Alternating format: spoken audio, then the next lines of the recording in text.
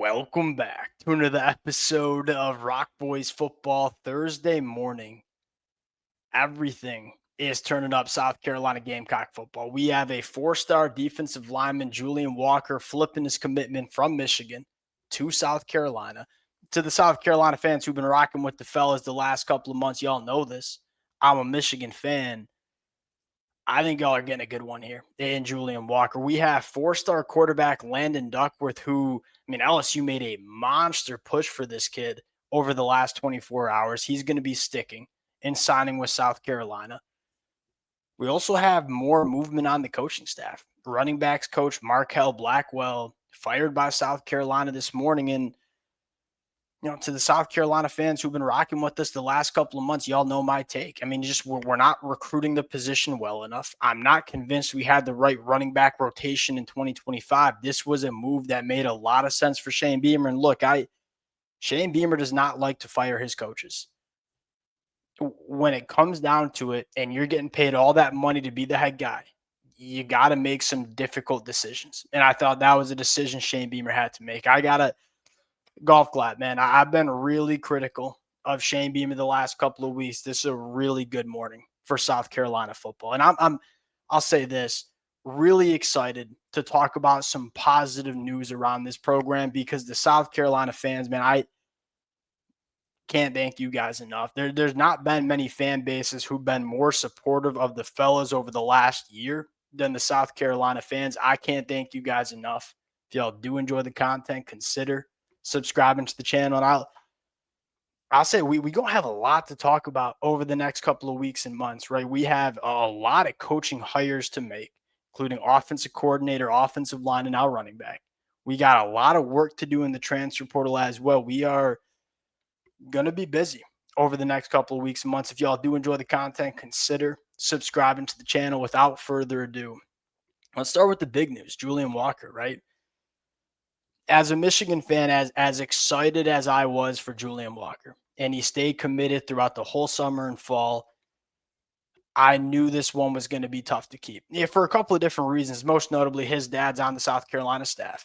But it's more than that. You look at South Carolina and you look at the development that you've seen from Sterling Lucas, what Dylan Stewart has been, what Brian Thomas has become. If you are a very talented edge rusher at the high school ranks, regardless if your dad's on staff or not, that is a very hard program to say no to based on the developmental track record of Sterling Lucas. The other thing I'll say is that the sky's the limit for this kid, man. At 6'5.5", 260 pounds, he is long. He's a powerful individual. I think he needs maybe a year to get his feet under him, but in terms of traits, in terms of just God-given ability, this kid is checking every single box to be an elite edge rusher in the SEC over the next couple of years. And what's a big deal about this is, look, it's hard to find guys that look like Julian Walker in the transfer portal.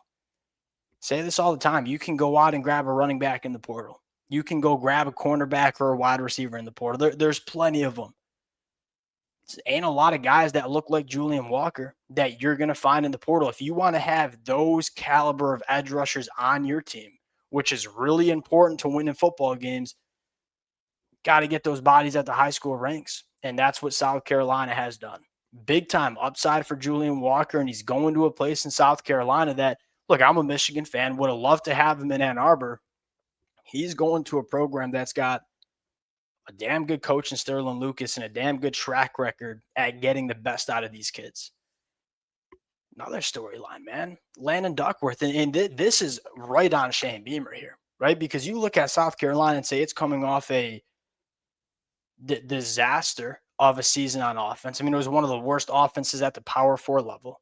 You don't have a current offensive coordinator. If Shane Beamer was going to keep Landon Duckworth in the fold, it was on Shane Beamer to make it happen. Shane Beamer did it. Hey, look, Lane Kiffin and LSU, that's a hard program, and it's a hard head coach to say no to if you're a talented quarterback. And I look at Landon Duckworth and say, get Lenore Sellers back for one more year. Get the right offensive coordinator into this program. Let Landon Duckworth sit behind Lenore Sellers for a year And it's not a shot at Aaron Noland. It's not a shot at Cutter Woods. I just look at Landon Duckworth, and if you get this kid developed the right way, he is going to be a difference maker in the SEC. I mean, I could go on. You South Carolina fans know how I feel about him. Number one, he's a winner, man. He's a gamer. State champ on the football field, state champ on the basketball court, state champ in track and field. This dude just wins at everything he does. What I love about him going into the SEC is, look, in this conference, with the amount of pass rushes and defensive lines that you see every single Saturday,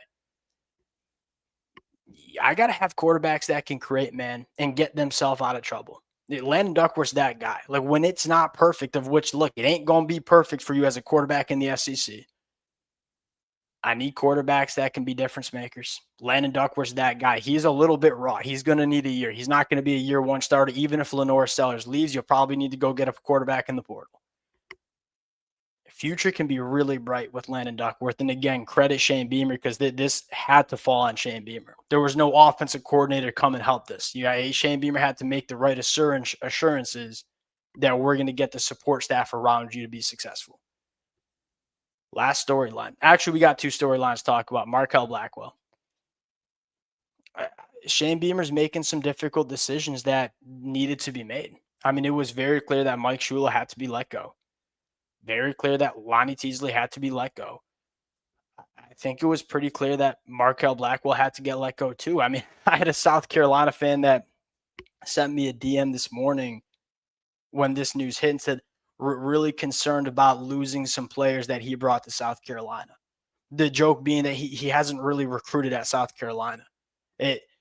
Look, man, at the running back coach spot, you got two jobs. One, to recruit high caliber players, and that just did not happen under Coach Blackwell. The other thing is to make sure you have the running back rotation right. And if there was one thing that I realized as South Carolina played their 2025 season, I'm not fully convinced that they had the right running backs out on the football field. It wasn't a good job. And look, when you ain't doing your job at a high level at a program like South Carolina, changes need to be made. It looks like we're trending for a full reset from a coaching staff standpoint for South Carolina. Outside of a guy like Mike Fury and maybe Sean Elliott, it's going to be a brand new staff. And quite frankly, rightfully so. Like, Mike Fury has really been the only offensive coach that I think has done a good job at South Carolina. We'll see who they bring in. I think it's going to start with, you got to make your offensive coordinator hire, and then let the offensive coordinator build the staff he wants around him. I don't want to get ahead of myself, but if you get this right, if you get this offensive coaching staff right, and you get some portal additions right, we can get back on track, right? You got to get it right, but we can get back on track. Now, last thing I want to talk about, there's a lot of buzz around Jason Beck right now. Now, some conversations need to be had because there's a lot of offensive coordinator positions open, right? Texas A&M just came open with Colin Klein leaving. Florida's going to make an offensive coordinator hire. And I'm not sure South Carolina is the number one job right now, because you look at it and say, well, Shane Beamer maybe a little bit on the hot seat going into 2026. We have a lot of moving parts on offense. We'll see what names they pursue. I'll say this about Jason Beck, man. This is a young, fiery coach that has a relationship with Lenore Sellers, and a strong one at that, knows how to run the football. That's what you're looking for right now. Like, hey, I'll simplify this. Give me an offensive coordinator that can get the best out of quarterbacks and run the football. You have to run the football in the SEC. If you can't, and you have to drop back and throw the football 40 times a game, it's going to be a problem, right? Jason Beck checks both of those boxes. Really a good Thursday morning for South Carolina. And man, do we need this. Felt like we needed it. Appreciate you guys rocking with it. If y'all do enjoy the content, consider subscribing to the channel. We'll talk to y'all later.